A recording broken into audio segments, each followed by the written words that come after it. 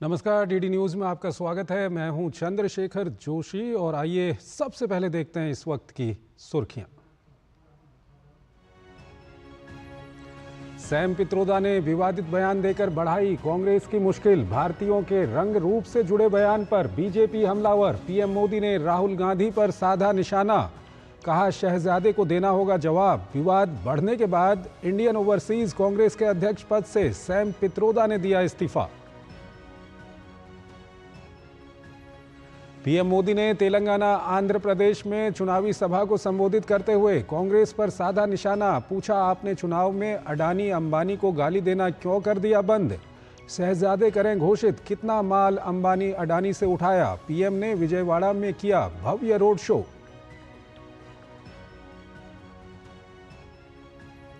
BJP के star प्रचारकों ने चुनाव प्रचार में झोंकी ताकत। अमित शाह ने उत्तर प्रदेश और महाराष्ट्र में तो जेपी नड्डा ने हिमाचल प्रदेश में संभाली कमान। राजनाथ सिंह ने ओडिशा में और अनुराग सिंह ठाकुर ने बिलासपुर में की जनसभा।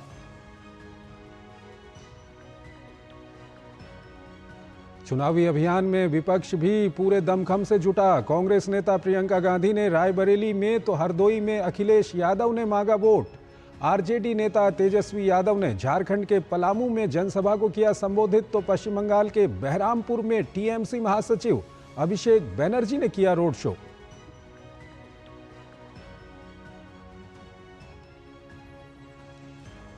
दिल्ली के मुख्यमंत्री अरविंद केजरीवाल की अंतरिम जमानत पर सुप्रीम कोर्ट शुक्रवार को सुना सकता है आदेश। आबकारी नीति मामले में मनीष सिसोदिया की जमानत याचिका पर दिल्ली हाईकोर्ट ने सीबीआई और ईडी को जवाब दाखिल करने के लिए दिया 4 दिन का और समय। सोमवार को होगी अगली सुनवाई।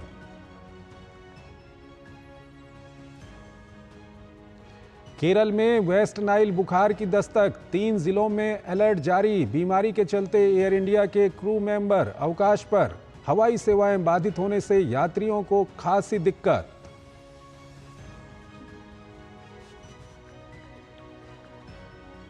उत्तराखंड में जंगल में आग की घटनाओं को लेकर दायर याचिका पर सुप्रीम कोर्ट में हुई सुनवाई। कोर्ट ने बताया चिंताजनक। मुख्यमंत्री पुष्कर सिंह धामी ने कहा घटनाओं को अंजाम देने वाले लोगों पर होगी कड़ी कार्रवाई। लापरवाही बरतने पर वन विभाग के 10 कर्मचारी निलंबित।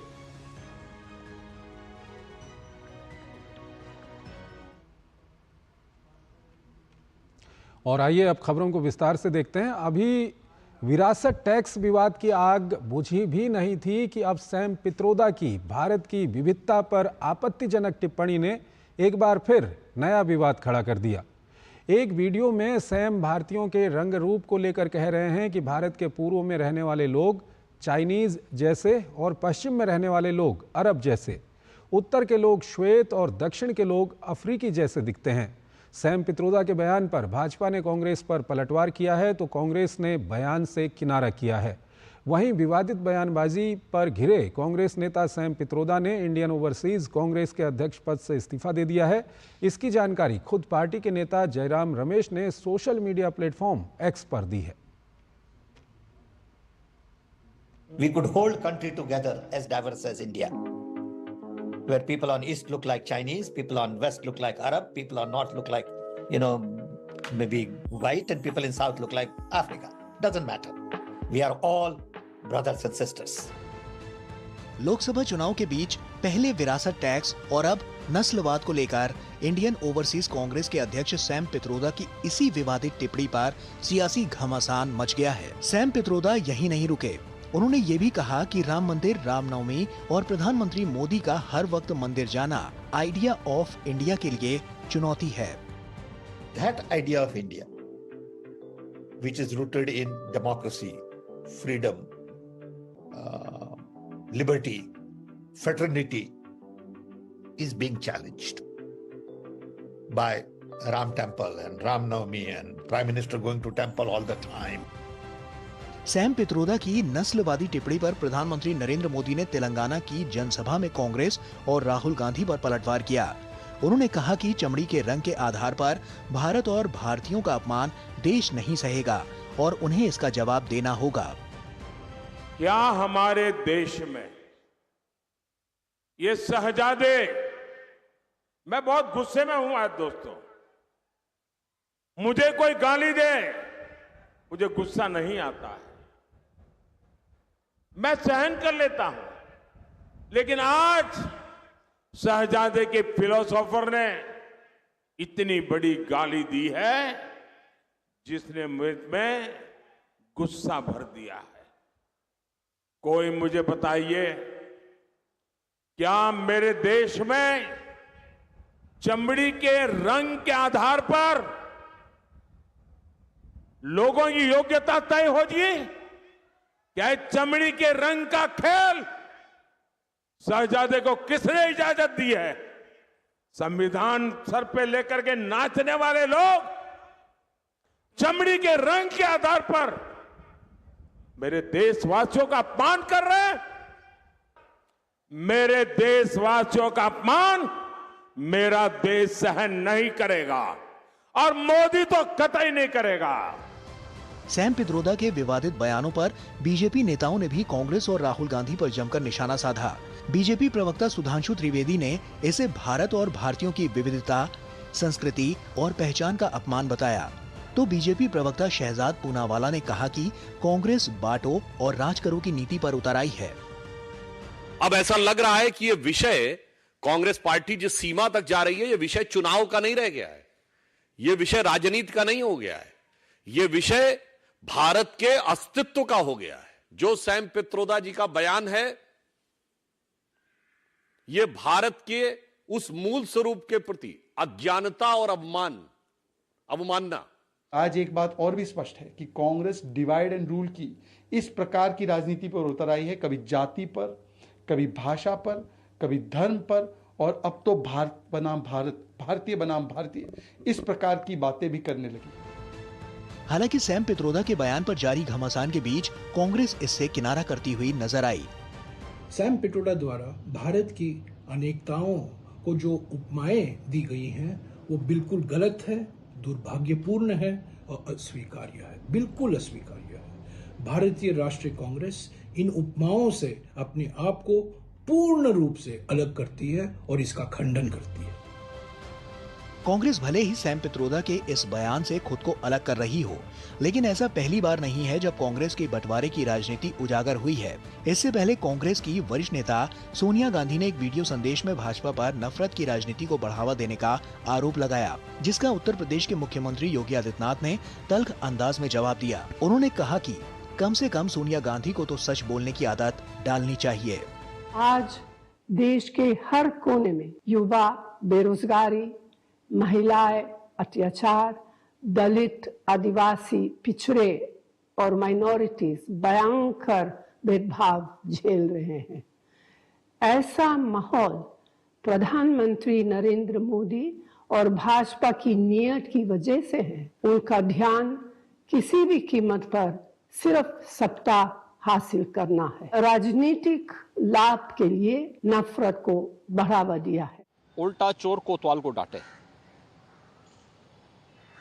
यह हर व्यक्ति जानता है। बांटो और राज करो, ये कांग्रेस को विरासत में प्राप्त हुआ है। कम से कम श्रीमती सोनिया गांधी जी को सच बोलने की आदत डालनी चाहिए। चुनाव के दौरान जनता की आंखों में धूल झोंक करके अब ये देश की सत्ता नहीं हथिया पाएंगे, क्योंकि पूरा देश मोदी जी के नेतृत्व में एक भारत श्रेष्ठ भारत के दर्शन कर रहा है। लोकसभा चुनाव के दौरान हर दिन कांग्रेस और उसके सहयोगियों की ओर से कोई न कोई ऐसी विवादित टिप्पणी जरूर की जाती है। 5 राज्यों के चुनाव के बाद कांग्रेस पार्टी की ओर से ये नैरेटिव दिया गया कि बीजेपी उत्तर भारत की पार्टी है। इसके बाद लोकसभा में कांग्रेस सांसद डीके सुरेश के उस बयान के बाद विवाद खड़ा हो गया था, जब उन्होंने कहा था कि दक्षिण भारत के लिए अलग देश की मांग करने के अलावा कोई विकल्प नहीं है। इसके जरिए उत्तर और दक्षिण भारत के बीच नफरत पैदा करने की कोशिश हुई। हाल ही में आरजेडी प्रमुख लालू यादव ने धर्म के आधार पर मुस्लिमों को आरक्षण देने की वकालत की। तब बीजेपी ने पलटवार करते हुए कहा कि कांग्रेस तो ओबीसी कोटे में डाका डालकर मुस्लिमों को आरक्षण देना चाहती है। उनके साथी दल भी इस मसले पर समाज को बांटने वाले बयान दे रहे हैं। कांग्रेस जाति जनगणना के मुद्दे को जिस तरीके से उठा रही है, वो भी कई तरह के सवाल खड़े करती है। DD news. सैम पित्रोदा की नस्लवादी टिप्पणी पर कांग्रेस चौतरफा घिरती नजर आ रही है। तमिलनाडु के भाजपा अध्यक्ष अन्नामलाई ने सैम पित्रोदा के बयान पर कड़ी प्रतिक्रिया दी है। उन्होंने कहा कि जिस कांग्रेस पार्टी के मालिक विदेशों में रहते हैं, उनके द्वारा हम भारतीयों को आक्रमणकारियों का वंशज बताया जा रहा है, जो निंदनीय है।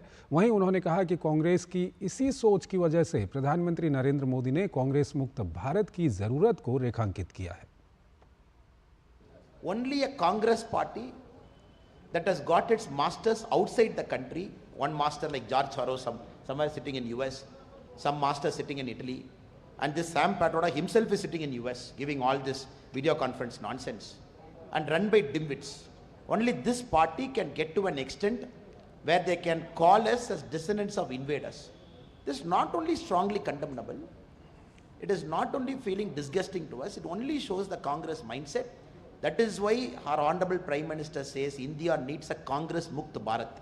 That is why it's all the more important in 2024. We will reject Congress party once more. प्रधानमंत्री नरेंद्र मोदी का धुआंधार प्रचार जारी है। पीएम ने बुधवार को तेलंगाना और आंध्र प्रदेश में चुनावी रैलियां की। करीमनगर में राज राजेश्वर के दर्शन किए तो विजयवाड़ा में भव्य रोड शो किया। जनसभा में पीएम ने राहुल गांधी पर निशाना साधते हुए कहा, जब से चुनाव घोषित हुआ है, इन्होंने अंबानी अडानी को गाली देना बंद कर दिया है। वहीं आंध्र प्रदेश में प्रधानमंत्री ने कांग्रेस को विभाजनकारी मानसिकता से घिरी हुई पार्टी करार दिया।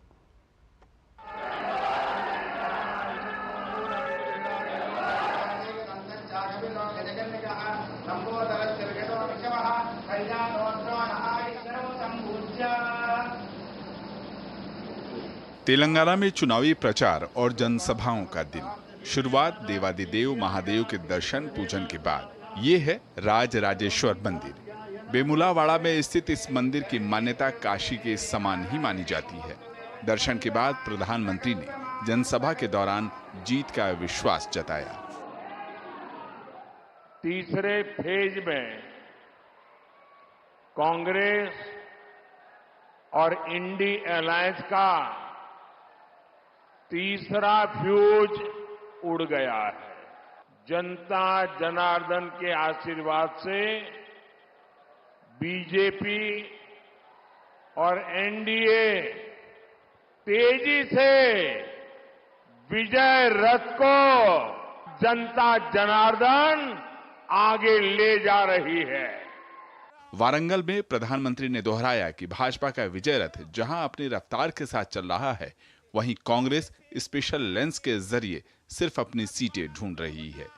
उन्होंने कांग्रेस की तेलंगाना सरकार पर वसूली करने और एटीएम बनने के आरोप लगाए।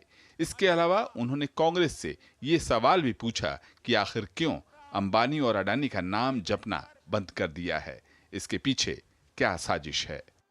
आपने देखा होगा ये कांग्रेस के शहजादे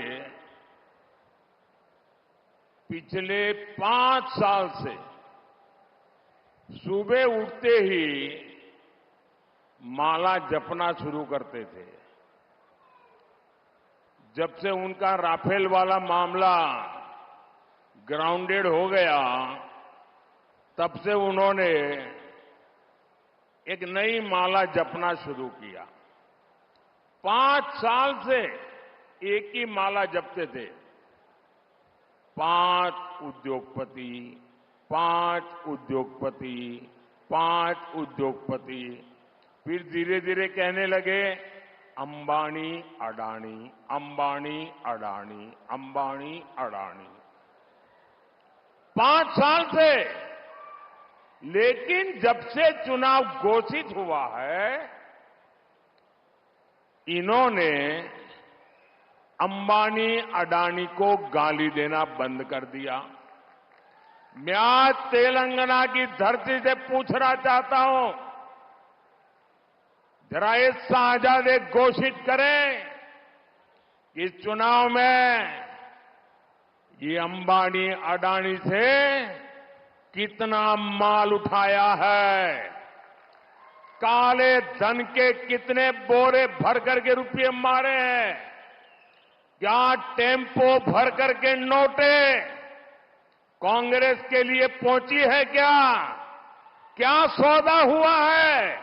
आपने रातों रात अंबानी, अडानी इनको गाली देना बंद कर दिया। जरूर दाल में कुछ काला है। पड़ोसी राज्य आंध्र प्रदेश में भी प्रधानमंत्री ने रैली की। उन्होंने प्रदेश के विकास के लिए टीडीपी भाजपा की एनडीए सरकार के लिए मतदान की अपील की। प्रधानमंत्री ने कांग्रेस को विभाजनकारी मानसिकता से घिरी हुई पार्टी करार दिया। उन्होंने कहा कि कांग्रेस सत्ता के लिए देश को टुकड़ों में देखती है, कभी एक राष्ट्र की भावना से वो इस देश को देख ही नहीं सकती। वहीं प्रधानमंत्री ने विजयवाड़ा में रोड शो कर विकसित भारत के लिए मतदान की अपील की। चंद्रशेखर, ओपी यादव, निशांत और विभव के साथ ब्यूरो रिपोर्ट, डीडी न्यूज। चौथे और बाकी चरणों के लिए प्रचार अभियान जोरों पर है। भाजपा समेत एनडीए में शामिल दलों के दिग्गज नेता देश के अलग अलग हिस्सों में चुनाव प्रचार में जुटे हैं, तो वहीं पार्टी प्रवक्ता और नेता अलग अलग मुद्दों पर विपक्ष पर हमलावर हैं।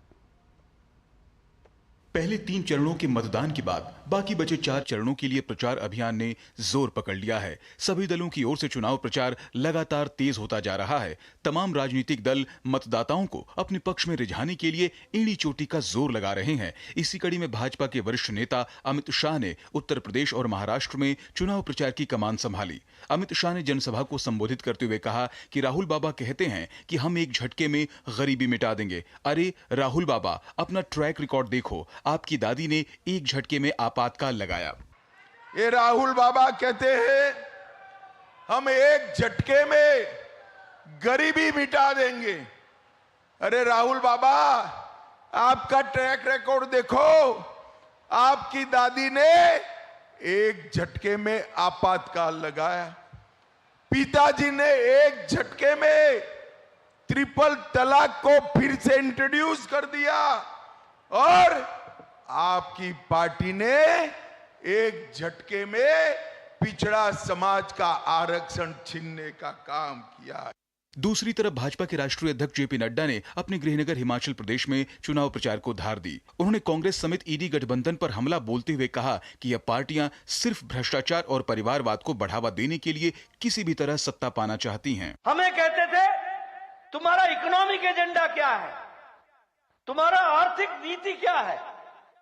दीनदयाल उपाध्याय ने कहा था एकात्म मानववाद, उसी को सरलीकरण करके हम लोगों ने कहा अंत्योदय, और उसी को और सरलीकरण करके मोदी जी ने कहा सबका साथ, सबका विकास, सबका विश्वास, सबका प्रयास। वहीं भाजपा के वरिष्ठ नेता राजनाथ सिंह ने ओडिशा में प्रचार की बागडोर संभाली। उन्होंने कांग्रेस और बीजेडी पर जमकर सियासी वार करते हुए कहा कि केवल भाजपा ही एक ऐसी पार्टी है जो समाज के हर वर्ग के कल्याण को लेकर प्रतिबद्ध है।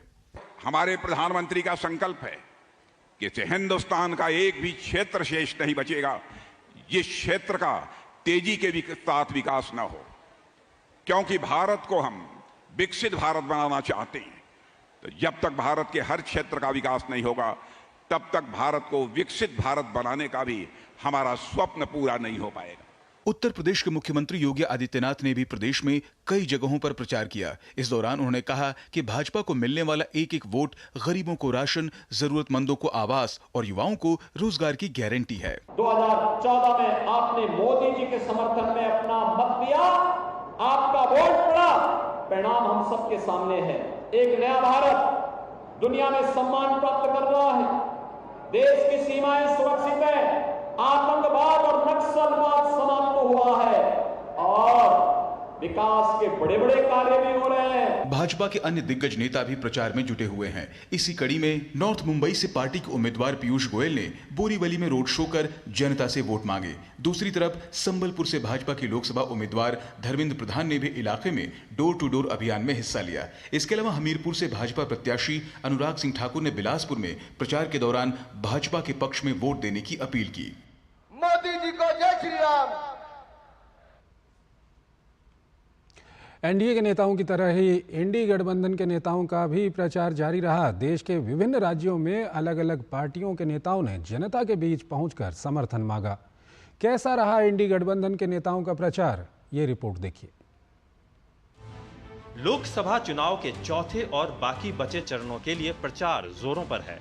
इस बीच कांग्रेस महासचिव प्रियंका गांधी ने उत्तर प्रदेश के रायबरेली में एक चुनावी सभा को संबोधित किया। प्रियंका गांधी ने कहा कि आपका वोट स्वास्थ्य, सड़क, बिजली और रोजगार को जाना चाहिए। आपका वोट अपने गांव में बिजली, पानी, सड़क, शिक्षा, स्वास्थ्य की सुविधाओं के लिए जाना चाहिए। आपका वोट आपके जो अधिकार है उनको मजबूत बनाने के लिए जाना चाहिए। लोकतंत्र क्या है, आपके जीवन में क्या महत्व है उसका, यही है कि आपको वोट का अधिकार मिलता है। आपको कुछ पसंद नहीं है, आपको शिकायत करने का अधिकार है। आपको नेता को जवाबदेही बनाने का अधिकार है कि भाई तुमने मेरा काम नहीं किया, देखना मैं भी तुम्हारे लिए वोट नहीं डालूंगी। यहाँ आते हो वोट मांगने के लिए, काम करके दिखाओ, ये अधिकार दिया है। समाजवादी पार्टी के अध्यक्ष और कन्नौज लोकसभा क्षेत्र से उम्मीदवार अखिलेश यादव ने हरदोई में एक जनसभा को संबोधित करते हुए कहा कि अगर इंडी गठबंधन और समाजवादी पार्टी सत्ता में आई तो राशन की गुणवत्ता को बेहतर करेगी। इंडिया गठबंधन और समाजवादी पार्टी राशन की गुणवत्ता को बेहतर करेगी। राशन अभी पर्याप्त नहीं है, राशन की मात्रा बढ़ाएंगे। और जिस तरीके से आजकल संपन्न लोग पैकेट का आटा बाजार से लेकर के, और ये जो पैकेट का आटा मिल रहा वो पौष्टिक भी है कई, तो इस बार राशन की मात्रा बढ़ा करके और पैकेट का आटा गरीबों को देने के साथ साथ हम लोग डाटा भी फ्री देंगे नौजवानों को और गरीबों को। आरजेडी नेता तेजस्वी यादव ने एक बार फिर विपक्षी गठबंधन सरकार बनने का दावा किया है। तेजस्वी यादव ने कहा कि तीसरे चरण के चुनाव में उनकी स्थिति बहुत मजबूत नजर आ रही है। कल का जो चुनाव हुआ, जो कल की तीसरा चरण का, उसमें हम लोग जो है बहुत ही अच्छे पोजीशन पे हैं। जो लोग चुनाव से पहले कुछ समझते थे, अब सब लोग जो है धीरे धीरे उंगली चबाने का काम कर रहे हैं। तो हम लोग पूरी तरीके से एकदम कॉन्फिडेंट है कि 4 जून को इंडिया की सरकार बनने जा रही है। पश्चिम बंगाल के मुर्शिदाबाद के बहरामपुर लोकसभा क्षेत्र में टीएमसी महासचिव अभिषेक बनर्जी ने पार्टी के उम्मीदवार यूसुफ पठान के समर्थन में रोड शो किया। बहरामपुर में कांग्रेस से अधीर रंजन चौधरी और भाजपा से निर्मल कुमार साहा उम्मीदवार हैं, तो वहीं आंध्र प्रदेश कांग्रेस अध्यक्ष और कडप्पा लोकसभा सीट से उम्मीदवार वाईएस शर्मिला ने प्रधानमंत्री नरेंद्र मोदी को रेडियो संदेश भेजकर उनसे राज्य के लोगों की मन की बात सुनने का आग्रह किया। Bureau report, DD news. Lok Sabha चुनाव के बीच प्रधानमंत्री नरेंद्र मोदी ने आनंद बाजार पत्रिका को इंटरव्यू दिया। पीएम मोदी ने सोशल मीडिया साइट एक्स पर दिए गए इंटरव्यू को साझा किया। इंटरव्यू में पीएम मोदी ने पश्चिम बंगाल की टीएमसी और इंडिया गठबंधन को आड़े हाथों लिया। पीएम ने कहा कि पश्चिम बंगाल में उद्योगों में गिरावट का मुख्य कारण टीएमसी का विकास विरोधी रवैया मुख्य रूप से जिम्मेदार है। पीएम ने पश्चिम बंगाल में प्रशासन की गैर मौजूदगी को प्रमुखता से इंटरव्यू में रखा। पीएम ने बताया कि एक समय में देश के विकास में पश्चिम बंगाल का बड़ा योगदान रहा। पीएम ने कहा कि वामपंथी शासन के बाद संकीर्ण राजनीति के कारण पश्चिम बंगाल को वित्तीय रूप से बहुत नुकसान उठाना पड़ा। उन्होंने बताया कि रोजगार के लिए हमने बहुत कुछ किया है और आप हमारा ट्रैक रिकॉर्ड देखिए। पीएम ने कहा कि पश्चिम बंगाल और पूर्वी भारत में रोजगार के अवसर पैदा करने के लिए हमें अनुकूल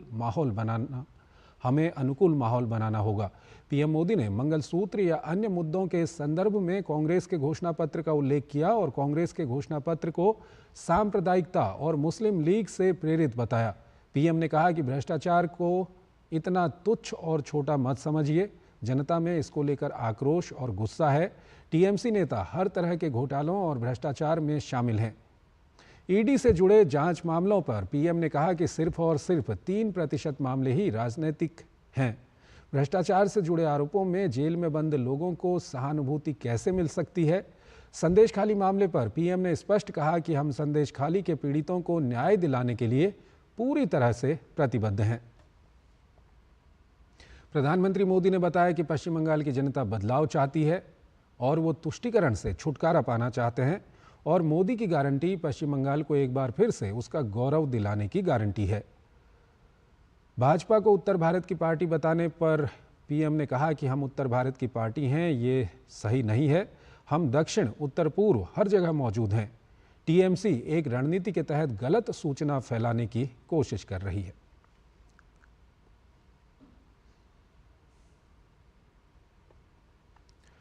केंद्रीय मंत्री नितिन गडकरी ने दिल्ली के चांदनी चौक से भाजपा प्रत्याशी प्रवीण खंडेलवाल के समर्थन में एक विशाल जनसभा को संबोधित किया। उन्होंने इस मौके पर केंद्र सरकार द्वारा पिछले एक दशक में किए गए विकास कार्यों का उल्लेख किया। उन्होंने खास तौर पर दिल्ली के लिए उठाए गए विशेष कदमों का भी जिक्र किया।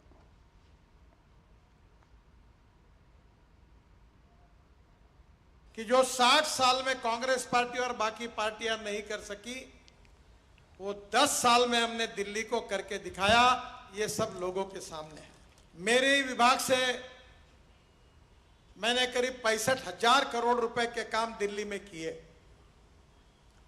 30,000 करोड़ रुपए के काम पूरे हुए हैं और मुझे खुशी है करीब 12,000 करोड़ रुपए खर्चा करके दिल्ली का पेरिफेरल रोड हमने पूरा किया।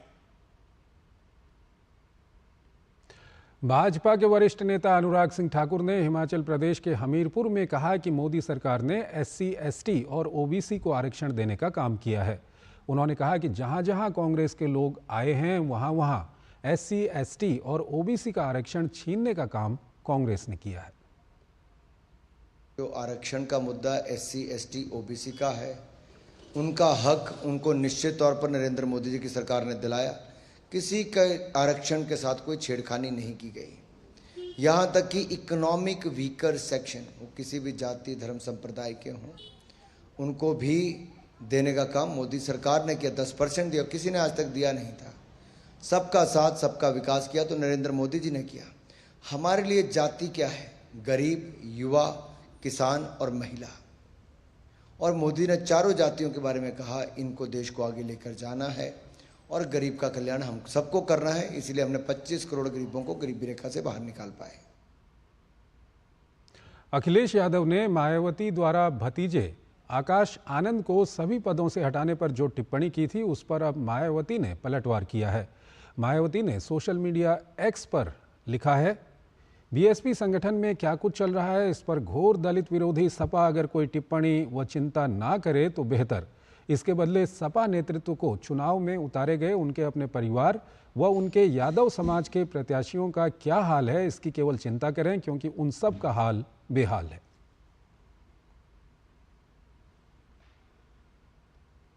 भाजपा की केंद्रीय चुनाव समिति ने लोकसभा चुनाव के लिए 19वीं सूची जारी की है। इस सूची में पंजाब से 3 उम्मीदवारों के नामों की घोषणा की गई है। आनंदपुर साहिब से सुभाष शर्मा, फिरोजपुर सीट से राणा गुरमीत सिंह सोढ़ी और संगरूर सीट से अरविंद खन्ना को चुनावी मैदान में उतारा गया है। मणिपुर के मुख्यमंत्री एन बीरेन सिंह ने कहा कि मणिपुर में अवैध अप्रवास के खिलाफ उठाए गए कदमों को कुछ पश्चिमी देशों पर आधारित समूह धार्मिक स्वतंत्रता के बहाने सांप्रदायिक रूप देने की कोशिश कर रहे हैं। उन्होंने कहा कि मणिपुर में मूल निवासियों का अस्तित्व खतरे में है और हम इसे किसी भी रूप में जारी नहीं रहने दे सकते। एन बीरेन सिंह ने बताया कि ये एक विडंबना है कि अवैध अप्रवासन के खिलाफ पश्चिमी देशों के रुख पर ये अवैध समूह कोई सवाल नहीं उठाते, लेकिन मणिपुर में हो रही कार्रवाइयों पर इन्हें आपत्ति है और ये चयनात्मक आक्रोश का एजेंडा वाकई में एक बड़ी चिंता का कारण है। मणिपुर के मुख्यमंत्री एन बीरेन सिंह ने बुधवार को कहा कि सरकार ने राज्य में कुल 5,457 अवैध प्रवासियों का पता लगाया है। मुख्यमंत्री ने एक्स पर अपने पोस्ट में लिखा कि सरकार ने 7 मई 2024 तक मणिपुर के कामजोंगजो जिले में कुल 5,457 अवैध अप्रवासियों का पता लगाया है। कुल मिलाकर अब तक 5,173 ऐसे अवैध अप्रवासियों का बायोमेट्रिक डेटा एकत्र किया गया है। निर्वासन प्रक्रिया चल रही है और सरकार सभी अवैध अप्रवासियों को मानवीय सहायता प्रदान कर रही है। चिंताजनक स्थिति होने के बावजूद हम इसे पूरी संवेदनशीलता के साथ संभाल रहे हैं। ये खबर भारत में अवैध अप्रवासन पर बढ़ती चिंता के बीच आई है। भारत सरकार अवैध अप्रवासियों की पहचान करने और उन्हें निर्वासित करने के लिए कदम उठा रही है, जिसमें राष्ट्रीय नागरिक रजिस्टर NRC का कार्यान्वयन भी शामिल है। भाजपा की पश्चिम बंगाल इकाई ने राज्य द्वारा संचालित स्कूलों में 25,753 शिक्षण और गैर शिक्षण कर्मचारियों में से वास्तविक उम्मीदवारों को कानूनी सहायता प्रदान करने के लिए वेबसाइट www.bjplegalsupport.org और हेल्पलाइन नंबर 9150056618 जारी किया है। हाल ही में कलकत्ता उच्च न्यायालय के आदेश पर इन लोगों की नियुक्ति को रद्द कर दिया गया था। प्रधानमंत्री नरेंद्र मोदी ने 3 मई को वर्धमान में एक चुनावी रैली को संबोधित करते हुए अपनी पार्टी की इकाई को ऐसे प्रकोष्ठ खोलने की सलाह दी थी जो वास्तविक उम्मीदवारों को कानूनी सहायता प्रदान करें, जिनके पास ये साबित करने के लिए उचित दस्तावेज हैं कि उन्होंने अपनी नौकरी ईमानदारी से पाई है।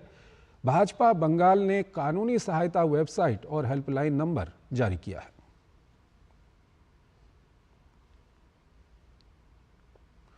भारत में मुस्लिम और हिंदू जनसंख्या को लेकर बड़ा खुलासा हुआ है। प्रधानमंत्री आर्थिक सलाहकार परिषद की रिपोर्ट के मुताबिक मुस्लिमों की संख्या में रिकॉर्ड बढ़ोतरी हुई है, तो वहीं हिंदुओं की जनसंख्या घट गई है। भारत में 1950 से 2015 तक 65 सालों के अंतराल में बहुसंख्यक हिंदुओं की आबादी में बड़ी गिरावट दर्ज की गई। इस अवधि में देश की आबादी में हिंदुओं की हिस्सेदारी में 7.82% की गिरावट आ गई, तो वहीं अल्पसंख्यक मुस्लिमों, ईसाई, बौद्ध और सिखों की आबादी में इजाफा हुआ। वहीं हिंदुओं के अलावा जैन और पारसियों की भी आबादी में हिस्सेदारी इस अवधि में घटी है। अध्ययन के अनुसार इस अवधि में आबादी में मुस्लिमों की हिस्सेदारी 9.84% बढ़ी है।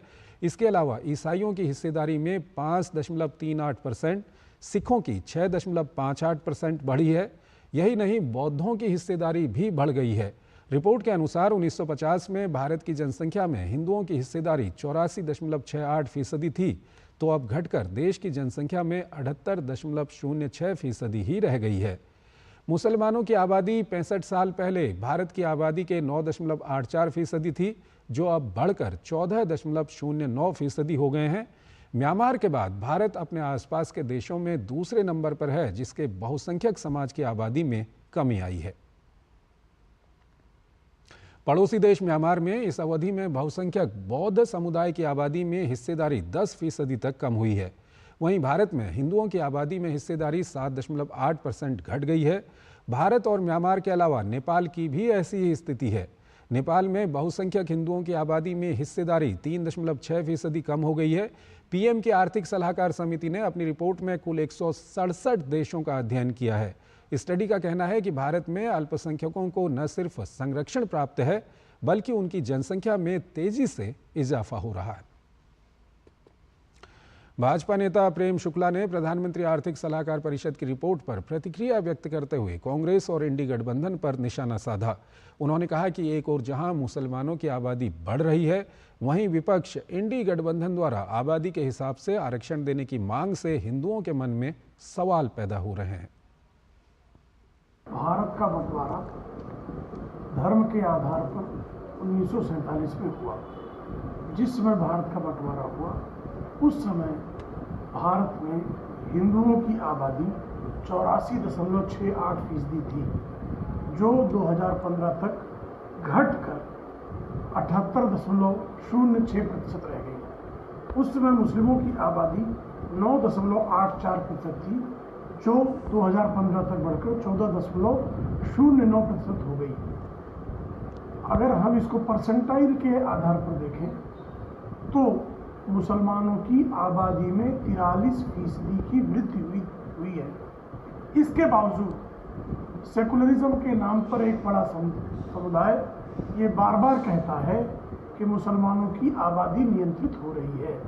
भारत की डेमोग्राफी बदलने से जहां पर धर्म के आधार पर बंटवारा हुआ है, जहां पर कांग्रेस पार्टी यह कह रही है कि जिसकी जितनी आबादी उसको उतना हम संसाधन में देंगे और संसाधन में पहला अधिकार मुसलमानों का होगा, स्वाभाविक तौर पर मुसलमानों की बढ़ती आबादी पर सामान्य हिंदू के मन में प्रश्न पैदा होता है। हरियाणा में भाजपा सरकार के अल्पमत में आने और सरकार की अस्थिरता की खबरों को हरियाणा विधानसभा स्पीकर ज्ञानचंद गुप्ता ने सिरे से खारिज कर दिया। हरियाणा विधानसभा स्पीकर ज्ञानचंद गुप्ता ने कहा कि भाजपा की सरकार स्थिर है और उसे कोई खतरा नहीं है।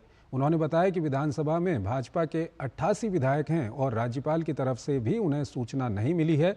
इससे पहले कांग्रेस ने विधानसभा में 2 महीने पहले अविश्वास प्रस्ताव लाया था, लेकिन यह विधानसभा की पटल पर पारित नहीं हो सका था। जो अभी तक की दलीय स्थिति है पार्टी के अनुसार, जो आज से 2 महीने पहले थी, 1 महीने पहले थी, वही जो पार्टी पोजीशन है वो अभी भी उसी तरह बरकरार है।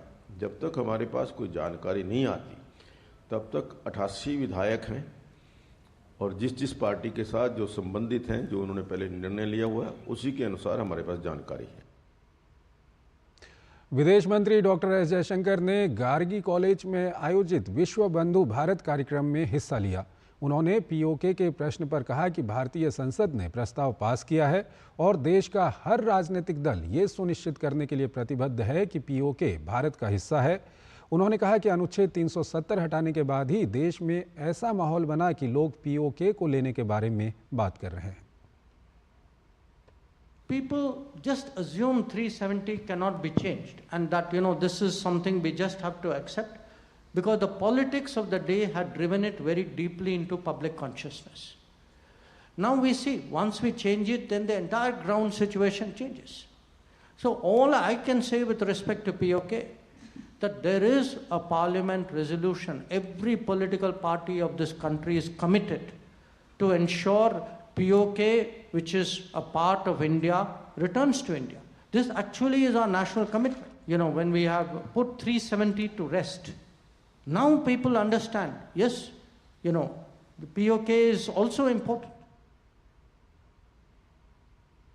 उत्तराखंड के जंगल में आग की घटनाओं को लेकर दायर याचिका पर सुप्रीम कोर्ट में सुनवाई हुई। सुप्रीम कोर्ट ने इसे चिंताजनक बताया। वहीं उत्तराखंड के मुख्यमंत्री पुष्कर सिंह धामी ने सख्ती बरतते हुए वनाग्नि रोकने में लापरवाही बरतने वाले वन विभाग के 10 कर्मचारियों को निलंबित करने के निर्देश दिए। उत्तराखंड के जंगलों में तबाही की ऐसी आग लगी है कि आम जनजीवन प्रभावित होने लगा है। आग ने तपिश बढ़ाई तो धुएं से लोगों को सांस लेने में भी खासी दिक्कत का सामना करना पड़ रहा है। हालात इतने बिगड़ गए हैं कि तबाही की गूंज सुप्रीम कोर्ट पहुंच गई। उत्तराखंड में जंगल की आग की घटनाओं को लेकर दायर याचिका पर सुनवाई के दौरान कोर्ट ने इसे चिंताजनक बताया। याचिकाकर्ता की ओर से कहा गया कि हर साल उत्तराखंड और अन्य पर्वतीय इलाकों में ऐसी आग लगती है, फिर भी कोई दीर्घकालिक नीति नहीं है। उत्तराखंड सरकार ने इस मामले में अब तक की गई कार्रवाई पर अपनी अंतरिम रिपोर्ट भी कोर्ट को सौंपी है। कोर्ट ने सेंट्रल एम्पावर्ड कमेटी को इस रिपोर्ट का अध्ययन करने और कोर्ट को जरूरी सुझाव देने को कहा है। सुनवाई के दौरान राज्य सरकार की ओर से वकील ने कहा कि नवंबर से अब तक आग लगने के 398 मामले दर्ज किए गए हैं और 62 नामजद एफआईआर भी दर्ज हुई है। राज्य सरकार की ओर से ये कहा गया है कि अब हालात पहले से बेहतर हैं। कोर्ट इस मामले में अगले बुधवार को सुनवाई करेगा।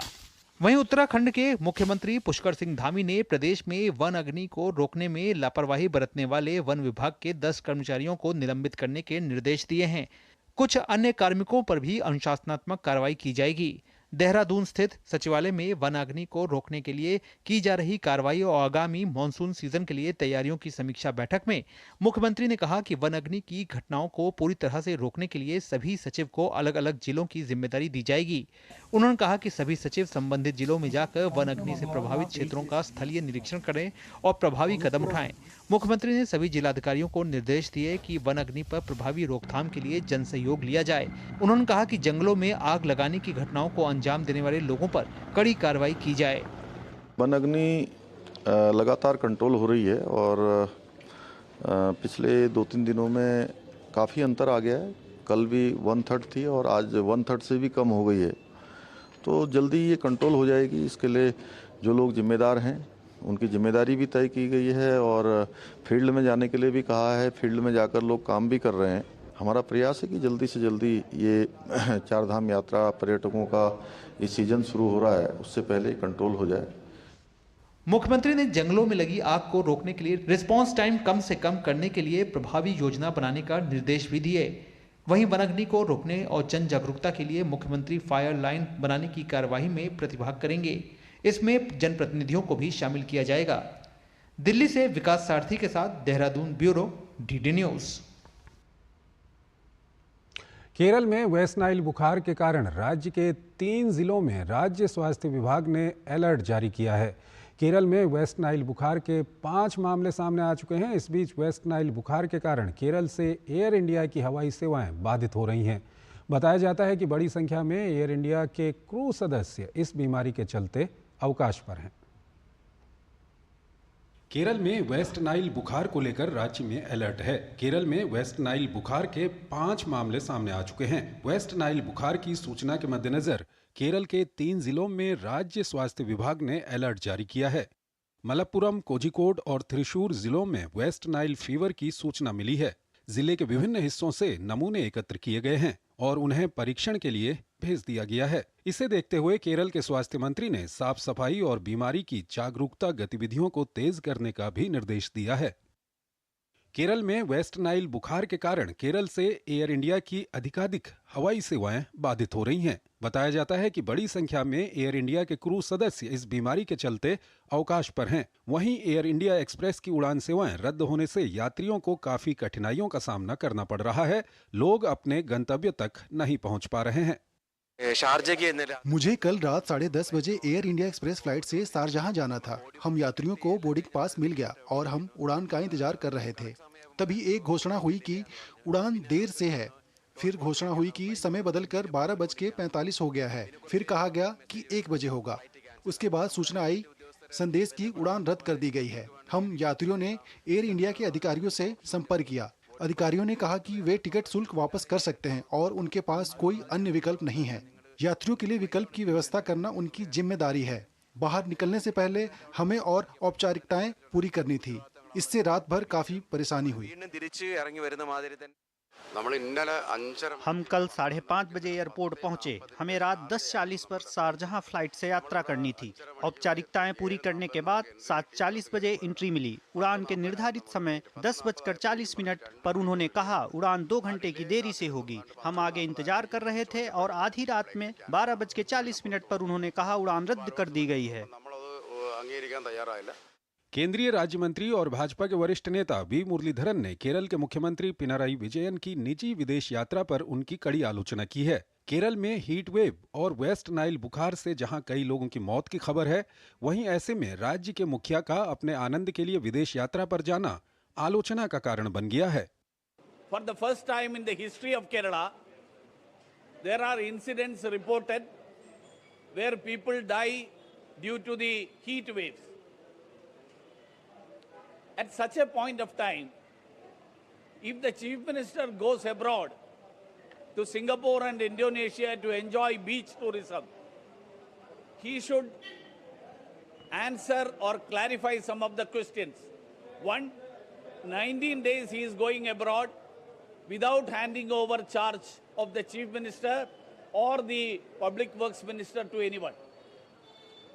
Second, they don't have what is the source of income for the Chief Minister and the Minister? Who is the sponsor for the Chief Minister and these ministers and his families tour abroad? Kerala people would like to know. West Nile बुखार Culex प्रजाति के मच्छरों से फैलता है। Uganda में 1937 में पहली बार इसका पता चला था। अगर बुखार का सही समय पर इलाज ना किया जाए तो ये जानलेवा भी साबित हो सकता है। Bureau report, DD news. केंद्रीय वित्त मंत्री निर्मला सीतारमण ने अमेरिकी ट्रेजरी सचिव जेनेट येलन के साथ टेलीफोन पर बातचीत की। दोनों नेताओं ने अंतर्राष्ट्रीय कराधान पर चर्चा की।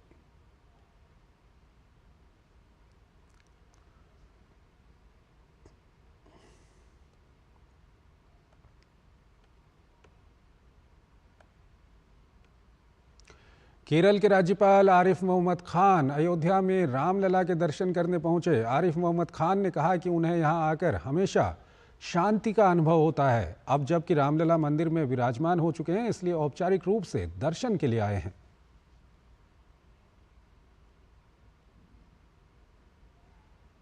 आता ही रहता हूँ, पहले भी बहुत आया हूँ और जनवरी के महीने में भी 2 बार आया था। 20 तारीख से पहले जनवरी में, जब 22 को उद्घाटन हुआ, उससे पहले भी 2 बार आया था। तो यहाँ के बहुत खुशी होती है, शांति मिलती है और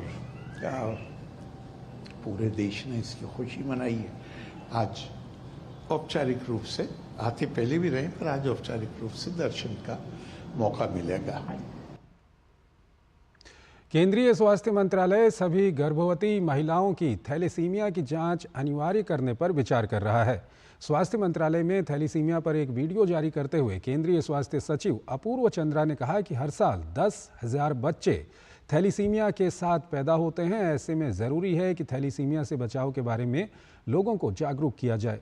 देश में 1 लाख से ज़्यादा थैलेसीमिया से पीड़ित मरीज हैं जिनको ब्लड ट्रांसफ्यूज़न की ज़रूरत होती है। आज अंतर्राष्ट्रीय थैलेसीमिया दिवस है। थैलेसीमिया एक आनुवंशिक रक्त विकार है। थैलेसीमिया मेजर रोग से ग्रस्त होने पर व्यक्ति को जीवन भर हर तीसरे चौथे सप्ताह रक्त चढ़वाने की आवश्यकता होती है।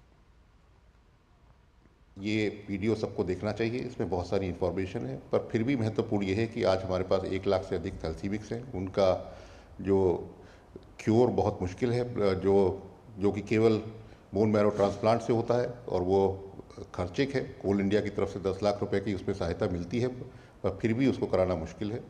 और बाकी केयर के लिए उसके अंदर हर समय जो है 3 बार ट्रांसफ्यूज़न करना पड़ता है हर महीने, जो कि वो भी बहुत मुश्किल है। तो इसलिए प्रिवेंशन इसमें बहुत महत्वपूर्ण है। और अगर हम इसे RCH की तरफ से जो हमारी प्रेग्नेंट मदर्स हैं उनका टेस्ट करा सकें और आगे प्रिवेंट कर सकें, जो हर वर्ष नए 10,000 बच्चे जिनका जन्म हो रहा है थैलेसीमिक की तरह, अगर उसको हम कम कर सकें तो यही हमारा इसमें योगदान हो सकता है और हमें मिनिस्ट्री ऑफ हेल्थ पे इस पे काम करना चाहिए। देश में बढ़ते हुए अमीरों के दम पर भारत 2026 तक जर्मनी और जापान को पीछे छोड़कर दुनिया का तीसरा सबसे बड़ा उपभोक्ता बाजार बन जाएगा। इन्वेस्टमेंट बैंक UBS ने एक रिपोर्ट के जरिए बताया कि 2023 तक भारत में 4 करोड़ के करीब आबादी थी जो समृद्ध कैटेगरी में आती थी, जिसकी संख्या अगले 5 वर्षों यानी 2028 तक बढ़कर दोगुनी से भी ज़्यादा 8.8 करोड़ हो जाएगी। UBS ने अपने रिसर्च रिपोर्ट में लिखा कि देश में कंजप्शन ग्रोथ मौजूदा वित्त वर्ष 2024-25 में 4 से 5% और अगले वित्त वर्ष 2025-26 में 6.5 से 7% सालाना रहेगी, जो वित्त वर्ष 2010-11 और 2019-20 में देखने को मिली थी।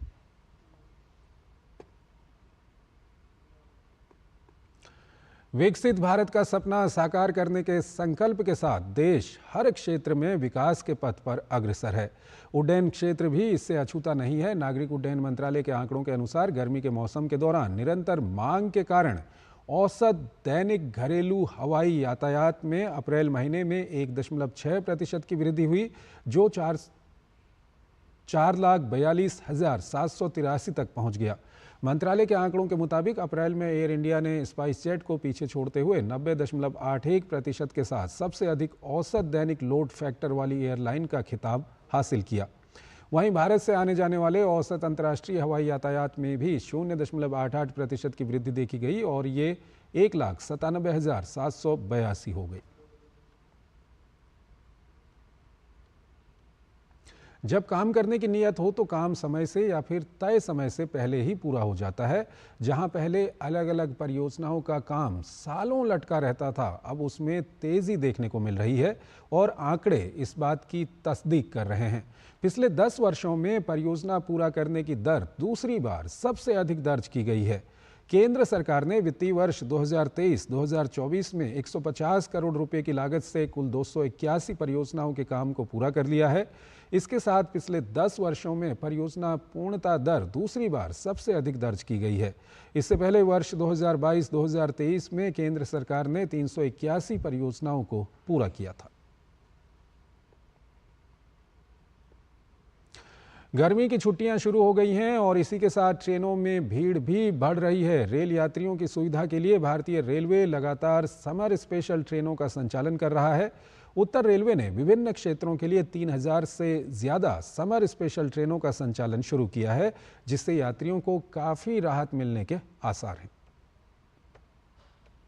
गर्मी की छुट्टियों के चलते ट्रेन में काफी ज्यादा भीड़ देखने को मिल रही है, जिसे देखते हुए रेलवे प्रशासन ने यात्रियों की मांग और सुविधा को ध्यान में रखते हुए विभिन्न रूट्स पर समर स्पेशल ट्रेन की सुविधा शुरू की है। इसी कड़ी में भारतीय रेलवे की ओर से दिल्ली, पंजाब, उत्तर प्रदेश, बिहार, राजस्थान, जम्मू कश्मीर सहित विभिन्न राज्यों के लिए समर स्पेशल ट्रेन की सुविधा की गई है।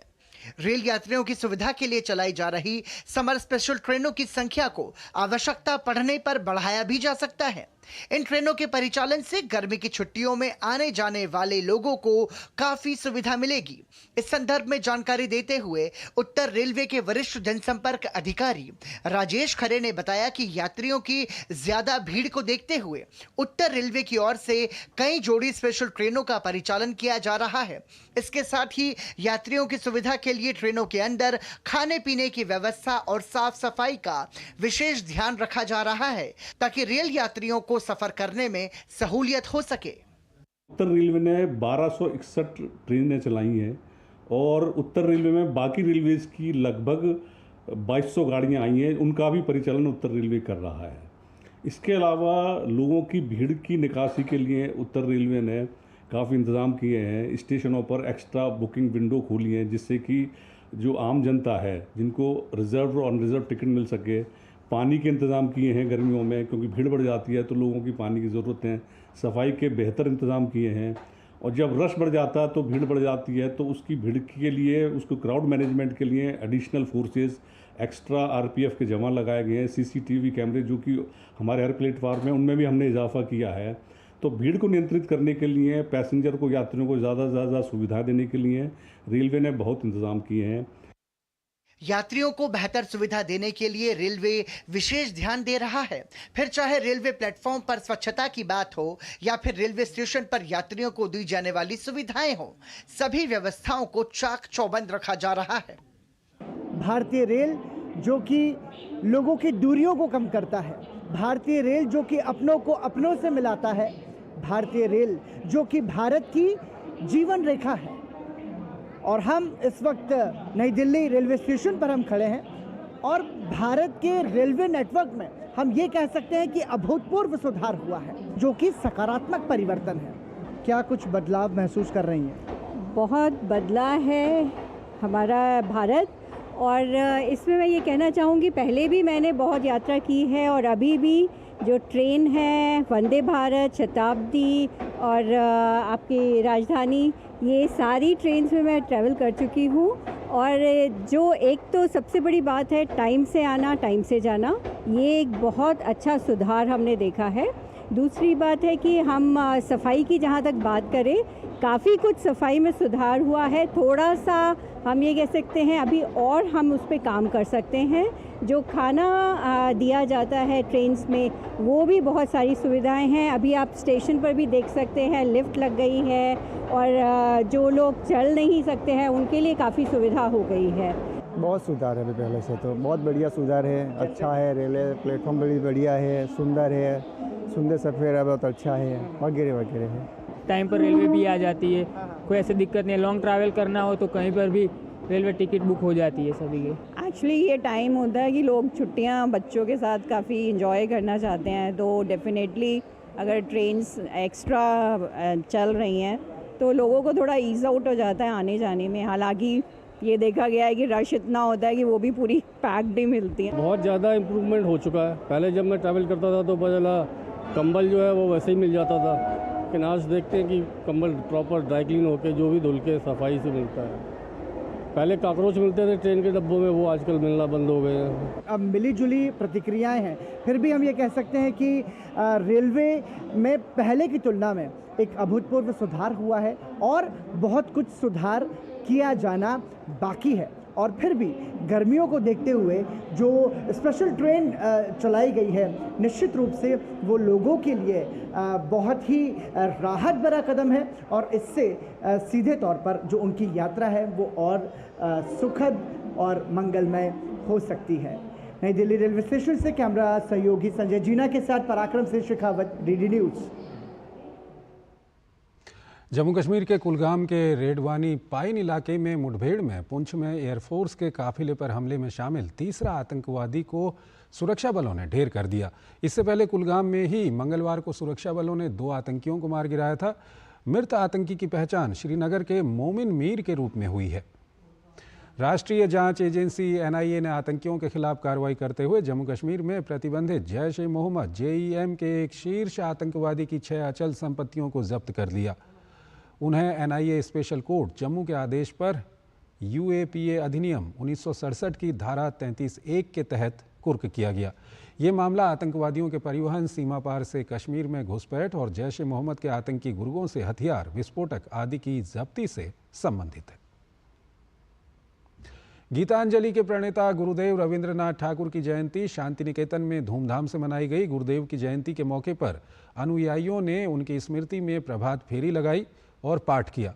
विश्व भारती पिछले कई दशकों से पारंपरिक तरीके से गुरुदेव रविंद्रनाथ टैगोर की जयंती मनाता रहा है। गुरुदेव रविंद्रनाथ टैगोर का परिवार ब्रह्म मार्ग का अनुयायी था। शायद यही कारण है कि ब्रह्म मार्ग शांति निकेतन की रगों में आज तक प्रवाहित हो रहा है। बता दें कि ब्रह्म समाज की स्थापना राजा राम मोहन राय ने की थी। मॉरिशस में भोजपुर महोत्सव काफ़ी धूमधाम से मनाया गया। भारतीय उच्चायुक्त के नंदिनी सिंगला ने भी भोजपुरी महोत्सव में भाग लिया। इस महोत्सव का उद्घाटन मॉरिशस के प्रधानमंत्री प्रविंद कुमार जुगनौथ ने किया। ये उत्सव भोजपुरी भाषा, संस्कृति और विरासत को समर्पित है, जिसमें भारतीय प्रवासियों के विभिन्न अंतर्राष्ट्रीय प्रतिनिधि भाग ले रहे हैं। राजधानी दिल्ली के राम मनोहर लोहिया अस्पताल में हीट स्ट्रोक यूनिट की स्थापना की गई है। दिल्ली में बढ़ते हीट स्ट्रोक के मामले को देखते हुए ये कदम उठाया गया है। इसके अलावा एक एम्बुलेंस भी तैयार की गई है, जो ज़रूरत पड़ने पर मरीज के घर के पास भेजी जाएगी। जो हमारा वहाँ पे जो ये अरेंजमेंट है उसमें 2 बेड्स हैं और 2 इमर्शन टब्स हैं एंड बाकी इक्विपमेंट है, इंक्लूडिंग जो आइस मेकर है, आइस स्टोरेज मशीन है, मॉनिटर्स हैं जो लेटेस्ट, और जो प्रोब्स हैं जो टेम्परेचर टब के अंदर का पानी और बर्फ़ का मिक्सचर, उसका टेम्परेचर और बॉडी का कोर टेम्परेचर नापने के लिए जो प्रोब्स हैं वो भी हैं। तो इस बुलेटिन में फिलहाल